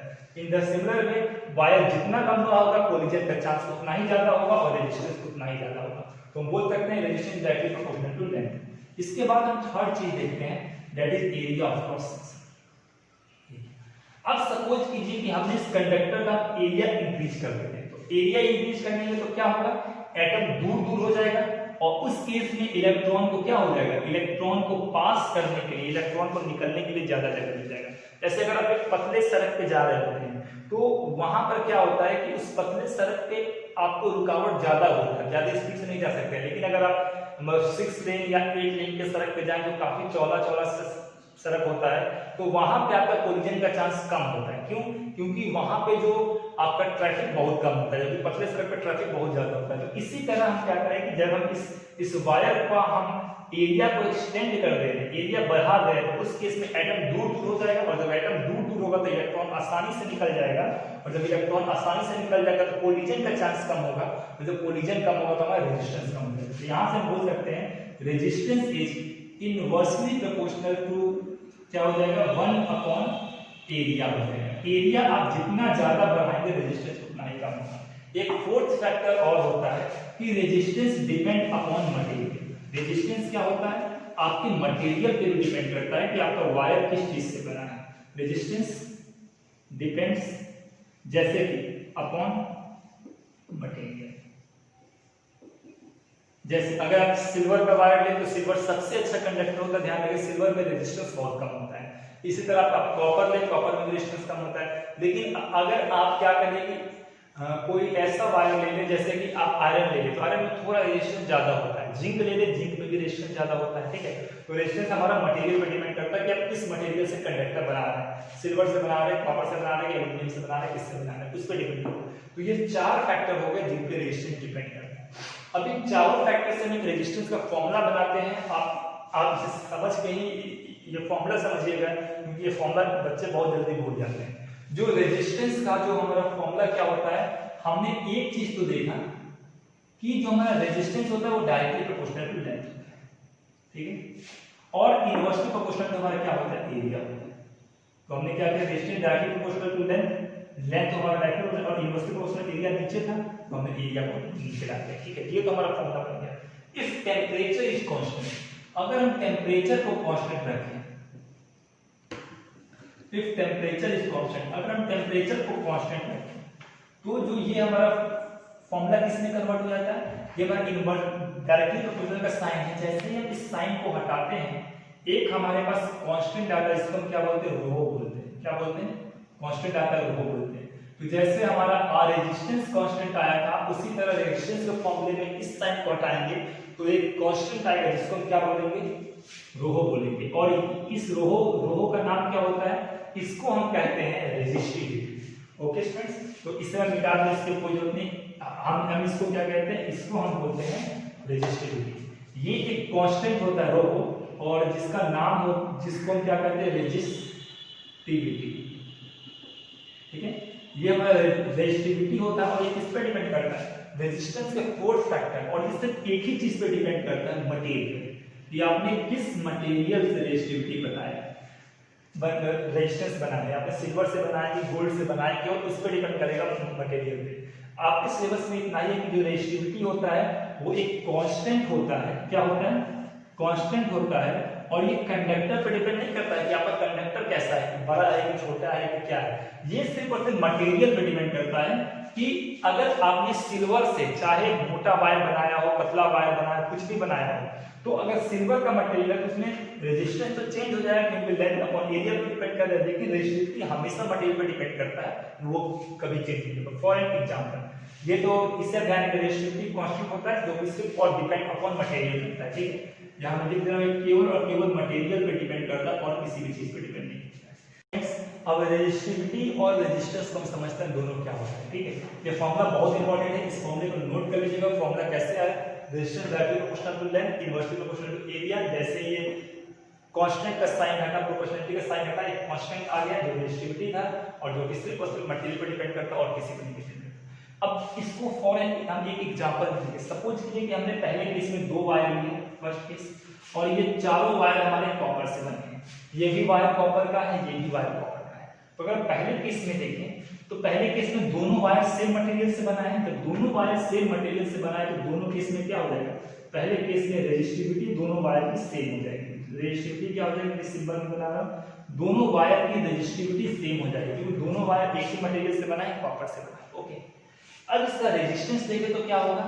अब देखिए दोनों केस में एरिया सेम है, दोनों केस में एरिया सेम है, लेकिन पहले का लेंथ बड़ा है और दूसरे का लेंथ छोटा है। तो इस केस में क्या होगा, इस केस में आपको ध्यान रखना है कि जिसका length resistance directly proportional to length, तो जिसका लेंथ बड़ा होता है उस केस में रेजिस्टेंस ज्यादा होता है, और जिसका लेंथ छोटा होता है उस केस में रेजिस्टेंस कम होता है। तो उस केस में इसका रेजिस्टेंस हमारा हाई हो जाएगा और इसका रेजिस्टेंस लो हो जाएगा। क्यों, क्योंकि लेंथ बड़ा छोटा है, ठीक है, जबकि रेजिस्टिविटी दोनों केस में सेम है। ओके, अब हम क्या करें कि एक हम तीसरा वायर बनाए, ठीक है। अब एक दूसरा वायर लेके दूसरे केस में ये हमने मान लिया कि दोनों वायर जिंक से बना हुआ है, ठीक है, जिंक का ये वायर, फिर मान लिया कि ये आपका वायर एल्यूमिनियम का बना हुआ है, तो दोनों वायर सेम मटेरियल से बना हुआ है। तो इस केस में भी रेजिस्टिविटी हमारी सेम ही रहेगी, रेजिस्टिविटी पे कोई असर नहीं पड़ेगा, रेजिस्टिविटी सेम रहेगी, ठीक है। लेकिन हम रेजिस्टेंस की बात करें तो दोनों का लेंथ तो सेम है, चलो ठीक है, लेकिन दोनों का एरिया क्या है, दोनों का हमारा एरिया क्या है, डिफरेंट है। तो उस केस में हमारा क्या होगा कि रेजिस्टेंस डिफरेंट हो जाएगा, इसका जिसका एरिया कम है उसका रेजिस्टेंस ज्यादा होगा, जिसका एरिया ज्यादा है उसका रेजिस्टेंस कम होगा, क्योंकि दोनों एक एरिया इनवर्सली, एरिया हमारा इनवर्सली प्रोपोर्शनल है। ओके, तो यहाँ से हम सिंपल बोल सकते हैं कि दोनों का ये रेजिस्टिविटी सेम है, क्योंकि मटेरियल सेम है, तो एरिया की वजह से इनका रेजिस्टेंस बदल जाएगा। इसी तरह हम तीसरा केस लें, हम इस केस में क्या करें कि लेंथ भी दोनों का सेम और एरिया भी दोनों का सेम, ये 2 वायर हैं, दोनों का हमारा लेंथ भी सेम है, एरिया भी सेम है, लेकिन ये वायर कॉपर का बना हुआ और ये वायर सिल्वर का, ये हमारा एल्यूमिनियम का बना हुआ। इस केस में क्या होगा, दोनों का रेजिस्टिविटी डिफरेंट हो जाएगा। क्यों डिफरेंट हो जाएगा? यहाँ पर ही रेजिस्टिविटी मटेरियल पर डिपेंड करता है और दोनों का मटेरियल अलग अलग है। और रेजिस्टेंस, तो रेजिस्टेंस 3 फैक्टर पर डिपेंड करता है। लेंथ दोनों के केस में सेम है, एरिया दोनों केस में सेम है, लेकिन रेजिस्टिविटी बदल रहा है, और जब रेजिस्टिविटी बदलेगा तो रेजिस्टेंस दोनों केस में क्या हो जाएगा? डिफरेंट। रेजिस्टिविटी के बारे में देखते हैं। रेजिस्टिविटी को हम किससे रिप्रेजेंट करते हैं? रो से रिप्रेजेंट करते हैं, ठीक है। रेजिस्टिविटी का फॉर्मूला क्या होता है? हमने ये पढ़ा है कि जो रेजिस्टेंस होता है वो resistivity directly proportional to length ऊपर, इनवर्सली वाला साइड नीचे। रेजिस्टिविटी का अगर फॉर्मूला करेंगे तो एरिया को भेज देंगे ऊपर, तो ए पे हो जाएगा और लेंथ आ जाएगा नीचे। जी, रेजिस्टिविटी का ये फॉर्मूला आ गया। इसका मतलब ये नहीं है कि रेजिस्टिविटी रेजिस्टेंस पे, एरिया पे, लेंथ पे, ये तीनों में से किसी फैक्टर पर डिपेंड नहीं करेगा, भले ही इसका फॉर्मूला ये हो। क्यों? क्योंकि मैंने आपको बताया था रेजिस्टेंस भी ऐसा ही होता था, V/I, लेकिन रेजिस्टेंस ना वोल्टेज पर डिपेंड करता था, ना ही करंट पर डिपेंड करता था। अब ये जो रेजिस्टिविटी होता है सिर्फ और सिर्फ मटेरियल पे डिपेंड करता है, मटेरियल पे डिपेंड करता है। तो यहाँ पर हम कहते हैं कि रेजिस्टिविटी होता है, ये कांस्टेंट होता है, और जो कि सिर्फ मटेरियल पे डिपेंड करता है कि किस मटेरियल से आपने कंडक्टर बनाया, डिपेंड अपॉन मटेरियल। अगर कोई आपसे पूछता है कि क्या ये रेजिस्टेंस पे डिपेंड करता है, तो नहीं। लेंथ पे डिपेंड करता है, नहीं। एरिया पे डिपेंड करता है, नहीं। किसी पे डिपेंड नहीं करता। इसके बाद आप देखिए सेकंड चीज, इसका अगर आप यूनिट निकालना चाहते हो, अब तक आप यूनिट निकालना सीख गए होंगे। रेजिस्टिविटी का यूनिट क्या होता है? तो जो रो होता है, रो रेजिस्टेंस का यूनिट ओम होता है। एरिया क्या होता है? पाई आर स्क्वायर। एरिया का यूनिट हमेशा मीटर स्क्वायर होता है, और लेंथ मीटर, तो इसका यूनिट हो जाएगा मीटर।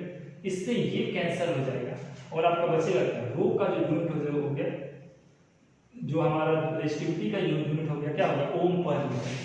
तो जो रेजिस्टिविटी का जो यूनिट होता है वो ये होता है ओम पर मीटर। इसे कहते हैं ओम पर मीटर। ओके, ये इसका ऐसा यूनिट हो गया, ठीक है। इसके बाद हाउ टू कैलकुलेट रेजिस्टिविटी। जैसे मैंने आपको एक मान लीजिए कि 50 मीटर का मैंने आपको एक टैंक दिया, मैंने कहा कि इस टैंक का आपको रेजिस्टिविटी फाइंड करना है। तो रेजिस्टिविटी तो मटेरियल पर डिपेंड करता है। आप सिंपल से क्या करो कि यहां से 1 मीटर का एक आप कट कर लोगे मटेरियल, ठीक है। अब यहां से इसको कैलकुलेट आप कैसे कर सकते हो? उसके लिए हमें एक चीज देखना पड़ेगा कि when resistance will be equal to resistivity, या फिर आप ये बोल दीजिए जब रेजिस्टिविटी रेजिस्टेंस के इक्वल हो, उसी केस में आप इसके रेजिस्टिविटी को कैलकुलेट कर सकते हैं। तो रेजिस्टेंस रेजिस्टिविटी के इक्वल कब होगा? देखिए, रेजिस्टेंस को आपको रेजिस्टिविटी के इक्वल करना है, तो उस केस में एरिया और लेंथ दोनों की वैल्यू हम पुट कर देंगे। लेंथ और ये दोनों हो गया 1 डिवाइड बाई उससे कोई मतलब नहीं होता, मल्टीप्लाई बाई उसका कोई मतलब नहीं होता। तो आपका सॉरी इसमें ऐसे लिख रहा है, जो रेजिस्टिविटी आपका रेजिस्टेंस के इक्वल उसी केस में हो जाएगा जब एरिया का वैल्यू कितना हो जाएगा? 1 मीटर स्क्वायर, और लेंथ का वैल्यू हो जाएगा 1 मीटर, ठीक है। तो resistivity is equal to resistance में area equal to 1 metre square and length is equal to 1 metre. And one more thing, resistivity changes with temperature. जो रेजिस्टिविटी होता है ये टेम्परेचर के साथ चेंज हो जाता है। इसके लिए आपका टेम्परेचर कांस्टेंट होना चाहिए। अगर आपने किसी मटेरियल का टेम्परेचर चेंज कर दिया, टेम्परेचर बढ़ा या घटा दिया, तो रेजिस्टिविटी मटेरियल पे तो डिपेंड करता ही था, लेकिन अगर टेम्परेचर घटने बढ़ने से भी रेजिस्टिविटी चेंज हो जाता है। क्योंकि अब तक हम जितना भी डेरिवेशन कर रहे हैं ये मान के चल रहे हैं कि टेम्परेचर सभी केस में कांस्टेंट है, ठीक है। तो रेजिस्टिविटी टेम्परेचर पे भी डिपेंड करता है, टेम्परेचर कांस्टेंट होना चाहिए। अब यहाँ पे आप एक चीज देखिए कि पी रो रेजिस्टेंस रेजिस्टिविटी के इक्वल उसी केस में आया है जब एरिया की वैल्यू 1 मीटर स्क्वायर थी और लेंथ की वैल्यू 1 मीटर थी। और नाउ स्टूडेंट, तो resistance is equal to resistivity when area की value 1 metre square, length is 1 metre. इसमें आप एक चीज का और ध्यान रखिएगा, वो क्या है कि अगर आपको किसी भी बड़े मटेरियल का रेजिस्टिविटी निकालना है, ठीक है, तो आप उस मटेरियल में से 1 मीटर आप उसमें से कट करके एक 1 मीटर का लेंथ और 1 मीटर स्क्वायर का एरिया का एक मटेरियल निकाल लेंगे और उसका आप रेजिस्टेंस फाइंड कर लेंगे। उसका जो भी रेजिस्टेंस आएगा वही रेजिस्टिविटी हो जाएगा। फॉर एग्जांपल सपोज कीजिए कि मैंने आपको एक टैंक, एक कॉपर का कप, एक कॉपर का पेंसिल, इन तीनों का रेजिस्टेंस तो अलग अलग होगा। कॉपर का टैंक काफी बड़ा होता है, कॉपर का कप उससे छोटा होता है, पेंसिल और छोटा होता है। तो इन तीनों केस में क्या होगा, रेजिस्टेंस अलग अलग होगा। क्यों? क्योंकि दोनों का शेप और साइज हमारा चेंज हो रहा है। लेकिन इन तीनों केस में रेजिस्टिविटी सेम होगा। क्यों? क्योंकि आपका टैंक, कप और पेंसिल तीनों सेम मटेरियल से बना हुआ है। इस बात का आप ध्यान रखिए। Provided temperature should be constant. इसके बाद अगर हम ग्राफ बनाएं, एक चीज आप ये भी नोट डाउन कर लीजिएगा। अगर हम ग्राफ बना रहे हैं हमारा रेजिस्टिविटी और टेम्परेचर के बीच में, तो ये ध्यान रखिएगा कि डायरेक्टली का क्वेश्चन होता है। ये आपको अभी नहीं करना है, बस आप ये याद रखिएगा कि दोनों का रिलेशन डायरेक्टली का क्वेश्चन होता है। अब जितना टेम्परेचर को बढ़ाएंगे रेजिस्टिविटी उतना ही बढ़ेगा। नाउ स्टूडेंट, अब हम 6 डिफरेंट टाइप ऑफ न्यूमेरिकल इसमें डिस्कस करेंगे। सबसे पहले टाइप ऑफ न्यूमेरिकल ये है कि एक वायर है जिसका लेंथ L बोला है। न्यूमेरिकल में आप लोग डेटा लिखना सीखिए। बहुत सारे बच्चों को न्यूमेरिकल पढ़ने का मतलब नहीं समझ में आता। देखिए, एक वायर है जिसका लेंथ कितना है, L मीटर, ठीक है। एक वायर है L1, ठीक है, पहला वायर जिसका लेंथ कितना है, L metre, and area A metre square है, और इसका एरिया कितना है, A मीटर स्क्वायर, ठीक है, ओके। एंड अनदर वायर, और एक दूसरा वायर जिसका लेंथ 2L है, ठीक है। देखिए, एक दूसरा वायर जिसका लेंथ 2L है और एरिया A है। तो जो दूसरा वायर है उसका लेंथ कितना है, 2L है और 12 मीटर, और एरिया हमारा कितना है, एरिया हमारा है सेम है, A मीटर स्क्वायर, ओके। मतलब दूसरा वायर पहले सब चीज सेम है, बस पहले से दूसरे पहले का लेंथ आधा और दूसरे का लेंथ डबल है, ठीक है। Is made of same material, आगे की और का is made of same material, same material से बना है। तो सेम मटेरियल से बना है तो क्या है, रेजिस्टिविटी दोनों की सेम हो, क्या हो जाएगी, सेम हो जाएगी। Resistivity of first equal to resistivity of second, ऐसा मैंने क्यों कहा, इसका आंसर यहाँ चुका, क्योंकि ये दोनों सेम मटेरियल से बना है, और जब मटेरियल सेम होता है रेजिस्टिविटी कभी नहीं चेंज होता है। तो दोनों की रेजिस्टिविटी क्या हो जाएगी, सेम हो जाएगी, ठीक है। अब रेजिस्टेंस का कंपेयर कीजिए, तो पहले का रेजिस्टेंस कितना हो जाएगा, वो हमारा हो जाएगा रो 1, लेंथ हमारा कितना है L अपॉन एरिया A। इसको कंपेयर करना है तो पहले से आप दूसरे के रेजिस्टेंस को कर दिया डिवाइड, तो दूसरा कितना हो जाएगा रो 2, लेंथ इसका 2L है, 2L, और ये हमारा कितना है A। अब हम जब इसको कंपेयर करेंगे स्ट्रेंथ को, देखिए पहले ये पहले बार का रेजिस्टेंस नहीं, ये दूसरे बार का, रो 1 रो 2 के इक्वल है, तो हम रो 2 की जगह क्या लिखेंगे, रो 1 लिखेंगे, ठीक। अब अगर यहाँ से हम L/A को यहाँ से अगर मैं कॉमन ले लूँ, 2 यहाँ से कॉमन ले लूँ, तो क्या आ जाएगा, अगर मैं 2 यहाँ से कॉमन लूँ तो हमारा स्ट्रेंथ क्या आ जाएगा, नीचे आ जाएगा L/A, ठीक है। रो 1 L/A, ये भी रो 1 L/A, क्योंकि मैंने 2 को कॉमन ले लिया, इससे ये टर्म कैंसिल हो जाएगा, तो जो R1 क्या हो जाएगा अपॉन R2, इसका वैल्यू हो जाएगा 1/2, तो जो R2 का यहाँ से जो वैल्यू निकल के आ जाएगा वो कितना हो जाएगा 2R1, ठीक है। तो जब आप लेंथ डबल कर रहे हैं, ध्यान देंगे, जब आप एरिया सेम था, जब आप लेंथ को डबल कर रहे हैं तो रेजिस्टेंस भी डबल हो जाएगा। पहले केस में रेजिस्टेंस 1 था और दूसरे केस में रेजिस्टेंस क्या होगा, 2 हो गया, ओके। और कोई फैक्टर नहीं चेंज हुआ, रेजिस्टेंस भी डबल होगा। नाउ स्टूडेंट, ये आपका टाइप 1 का ही सेकंड क्वेश्चन है, ठीक है। इस क्वेश्चन में और कुछ नहीं हुआ, इसने कहा एक वायर है जिसका लेंथ कितना है L मीटर, ठीक है, और उसका एरिया कितना है, एरिया है उसका A मीटर स्क्वायर, ठीक है। एक दूसरा वायर है जिसका लेंथ कितना है 2L है, सॉरी जिसका लेंथ 2L है और उसका एरिया भी कितना है, एरिया आपका 2A है, ओके।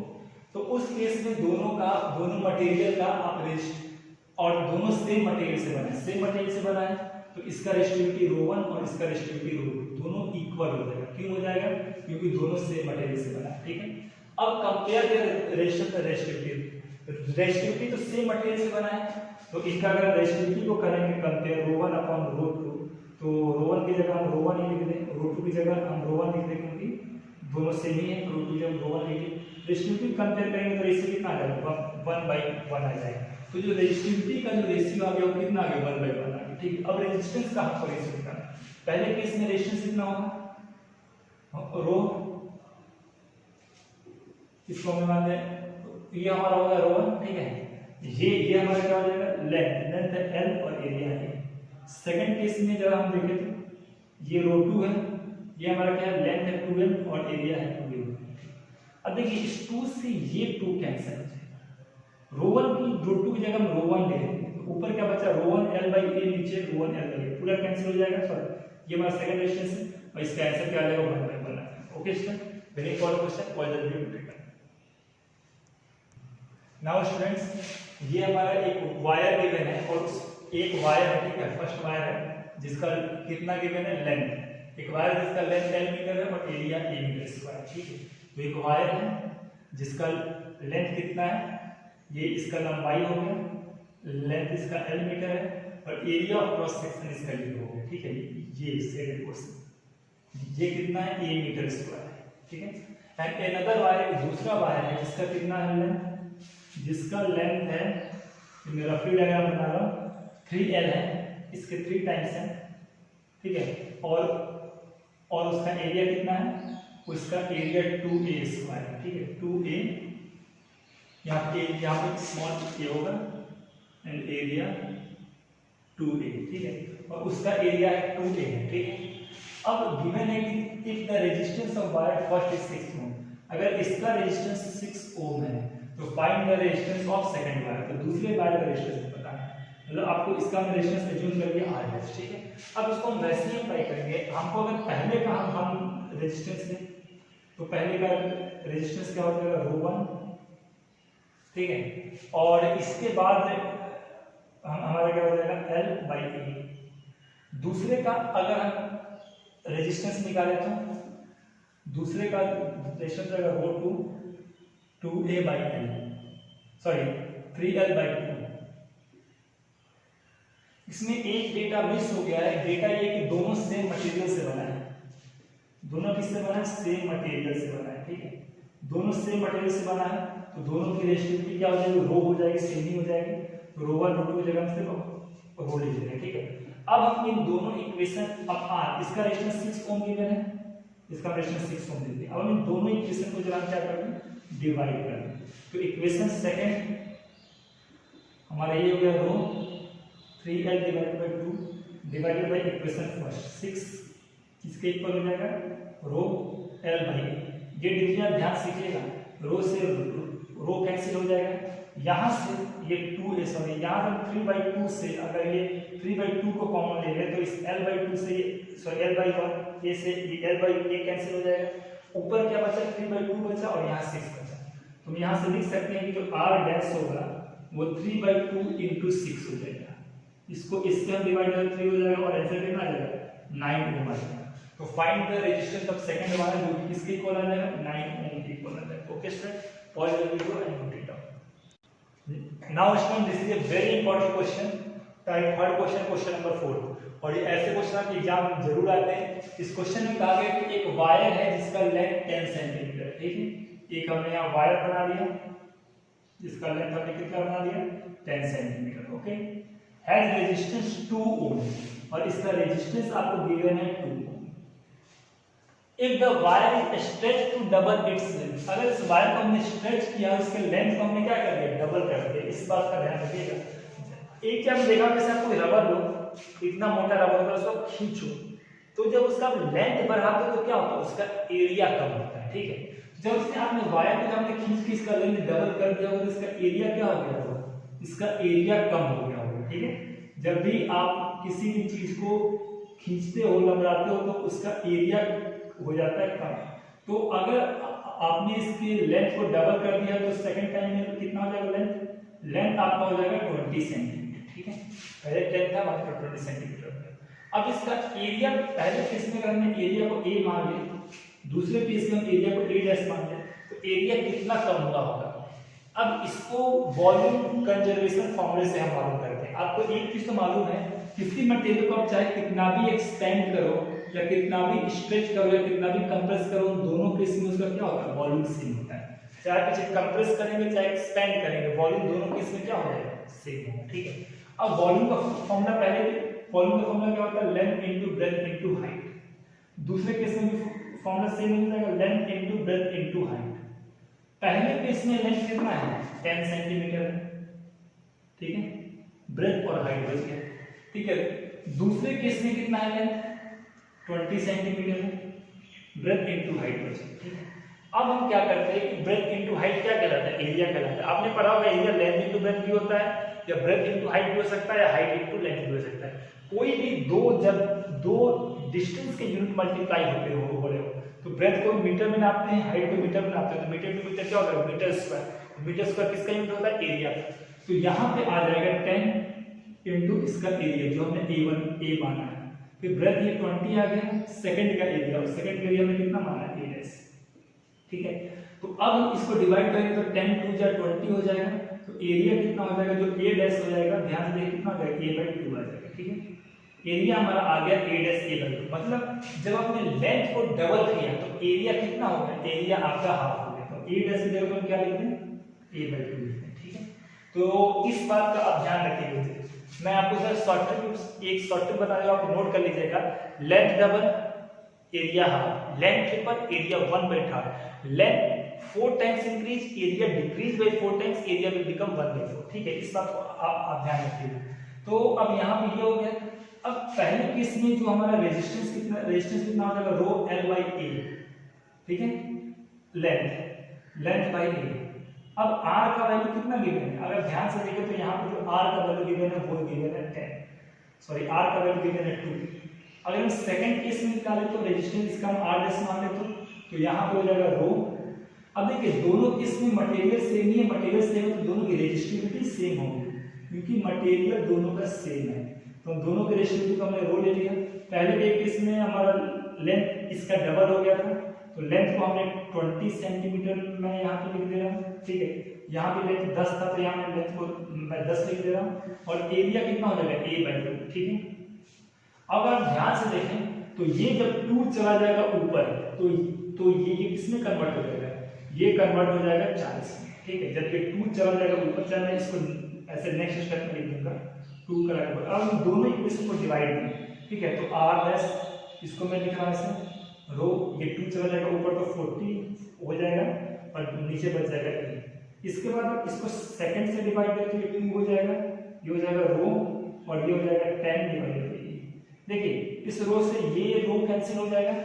अब यहाँ से आप क्या करें कि अगर 4 यहाँ से अगर आप 4 कॉमन ले लें, ठीक है, तो क्या आ जाएगा, ये आ जाएगा 10 4 जा 40, ये पूरा कॉमन तो ये ऊपर भी 10/8 नीचे भी 10/8, ये डिवाइड ध्यान से आप कीजिएगा, ये इससे कैंसिल हो जाएगा। तो न्यू रेजिस्टेंस कितना हो जाएगा, ये यहाँ 4 बचा है, 2 को आप इधर भेज दें, तो जो न्यू रेजिस्टेंस हो जाएगा 2 × 4 इक्वल टू ये आपको हो जाएगा 8 ओम। तो what was find its new resistance, तो ये कितना आ गया 8 ohm. Okay student, very simple question, pause the video and note it down. Now student ये आपका क्वेश्चन नंबर 5 है, और ये भी काफी इंपॉर्टेंट क्वेश्चन है, टाइप 3 क्वेश्चन। इसमें कहा गया है एक वायर है जिसका रेजिस्टेंस कितना है 9 ओम है, ठीक है। एक आप वायर बना लो जिसका रेजिस्टेंस 9 ओम है, ना आपको लेंथ गिवन है ना ही आपको एरिया गिवन है, और कहा है कि डबल ऑन इटसेल्फ। इसका मतलब क्या होता है कि एक वायर है, इसको हमने क्या किया, इसको काट या फोल्ड करके इसी के ऊपर जस्ट डबल कर दिया। सपोज कीजिए हमारे पास इतना बड़ा वायर था, इसको डबल करने का मतलब क्या है, ये मेरा हैंड का वायर समझिए, इसको मैंने इसको ऐसे इस वायर के ऊपर रख दिया, मतलब इस वायर का लेंथ मैंने डबल कर दिया, ठीक है। सो लेंथ का हाफ कर दिया, तो अगर पहले केस में लेंथ रहेगा ये, और हमारा जो एरिया हो जाएगा, हमारा यहाँ पे एरिया हो जाएगा A स्मॉल है। जब हमने इसको डबल ऑन इटसेल्फ कर रहे हैं, मतलब इसको हम फोल्ड करके इसी के ऊपर हम इसी के ऊपर ला रहे हैं, तो उस केस में हमारा एरिया कितना हो जाएगा, एरिया हमारा डबल हो जाएगा। एरिया जो पहले A था अब एरिया हमारा 2A हो जाएगा। अब लेंथ कितना होगा, तो एक बात ध्यान रखिएगा, जब आप लेंथ को डबल करते हो, ये मैं आपको लिख दे रहा हूँ, इफ लेंथ इज, अगर आप L को 2L करते हो, L को आप 2L करते हो तो आपका एरिया कितना हो जाता है, A/2। जो न्यू एरिया आपका हो जाता है वो A/2 हो जाता है, ठीक है। इसी तरह अगर आप लेंथ को हाफ करते हो, तो उस केस में आपका एरिया क्या हो जाता है, डबल हो जाता है। अगर आप इसी तरह एरिया को आप करते हो डबल, जैसे हमने इस केस में किया है, एरिया को हमने डबल कर दिया है, उस केस में आपका न्यू लेंथ क्या हो जाता है, ये आपका हाफ हो जाता है। ये इसी तरीके से चलता है, आप इस बात का रखिएगा। तो जो न्यू लेंथ होता है, सॉरी, वो कितना हो जाता है, L/2 हो जाता है। इस बात को आप ध्यान रखिएगा। अब ये कहाँ से आया, ये वॉल्यूम कंजर्वेशन से आप फाइंड कर सकते हैं, ठीक है। तो ये हमारा आ गया L/2 आ गया, ओके। अब जब लेंथ डबल हो गया है तो जो हमारा लेंथ कितना हो जाएगा, L/2 आ जाएगा, क्योंकि जो हमारा एरिया क्या हो गया, डबल हो गया है। अब हम क्या करते हैं कि रेजिस्टेंस पहले गिवन है 9 ओम गिवन है, ओके। अब हम इसको करते हैं फाइंड। तो जो पहले केस में जो हमारा रेजिस्टेंस निकल जाएगा वो निकल जाएगा रो, लेंथ है L, दूसरा हमारा है A, ठीक है। दूसरे अब ये सेकंड केस में देखा कि दोनों सेम मटेरियल का बना है, ये डबल का मटेरियल तो चेंज नहीं होगा, तो दोनों केस में रेजिस्टिविटी सेम रहेगी, इस बात का आप रखेंगे ध्यान। दोनों केस में क्या रहेगा, रेजिस्टिविटी सेम रहेगा। तो दूसरे केस में जब हम R डैश करेंगे फाइंड, तो रेजिस्टिविटी सेम रहेगा। लेंथ एरिया डबल कर रहा है तो लेंथ हाफ का हो जाएगा, एरिया ट्रिपल करेंगे तो लेंथ L/3 हो जाएगा, एरिया 4 टाइम करेंगे तो लेंथ L/4 हो जाएगा, उतने टाइम डिक्रीज हो जाएगा वॉल्यूम कंजर्वेशन से। तो यहाँ पर अगर हमने लेंथ को एरिया को डबल किया तो लेंथ कितना हो जाएगा, L/2 हो जाएगा, ठीक है। और यहाँ पे हमारा एरिया डबल हो गया। अब इस केस में देखिए ये रेजिस्टेंस की वैल्यू कितनी दे रखी है, 9 ओम दे रखी है, ठीक है। अब यहाँ पे लेंथ और बाकी सब चीज सही है, ठीक है। यहाँ पे रेजिस्टेंस आपको फाइंड करना है, लेंथ आपका L/2 है। जब इस 2 को नीचे लाएंगे तो ये हमारा कितना हो जाएगा, R डैश रो L, अब ये डिवाइडेड बाय हो जाएगा 4A, ठीक है। अगर इस इक्वेशन से इसको हम डिवाइड कर दें, ठीक है, तो हमारा इसका रेजिस्टेंस है 9 और हमारा कितना आ जाएगा, ये आ जाएगा रो L/A।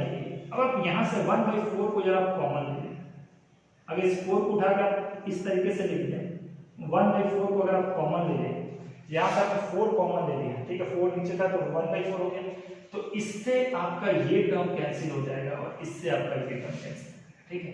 तो फाइनल आपका रेजिस्टेंस क्या आ जाएगा, R डैश था, उसके इस साइड जो नंबर था वो 1/4 था और नीचे 9 था, 9 चला जाएगा तो ऊपर आपका आंसर कितना आ जाएगा, आंसर आ जाएगा जो final resistance will be 9/4, that is find new resistance and that will be 9/4 Om.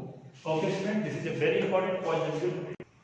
Now student, ये आपका काफी इंपॉर्टेंट क्वेश्चन है, वैसा ही क्वेश्चन है टाइप 4 का क्वेश्चन है, लेकिन इसमें हल्का सा चेंजमेंट है। इसमें आपको एरिया की जगह रेडियस दे रखा है। अब इस बात का आपको ध्यान रखना है, 2 वायर है जिनका लेंथ सेम है, ठीक है।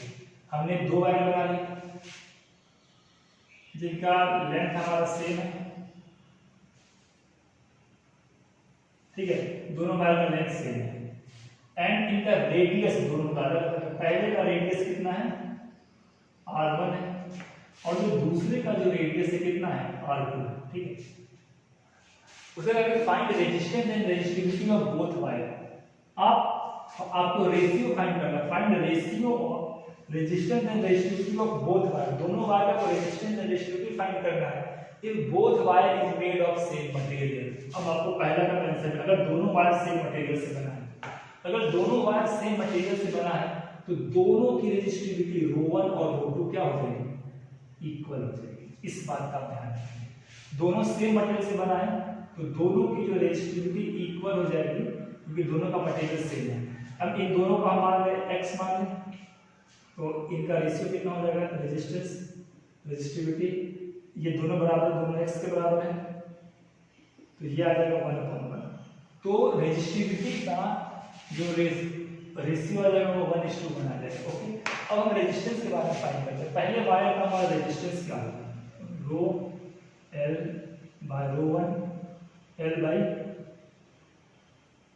यहाँ पे हमें यहाँ मान लें इसका एरिया, पहले का एरिया हम A1 मान लें। इसी तरह दूसरे का हम मान लें, रेशियो पूछा, दोनों कम कर रहा है, ये हो जाएगा ρ2 इक्वल टू साइन बीच में लगा दो और ये हमारा क्या हो जाएगा L और इसका एरिया हो जाएगा A2, ठीक है।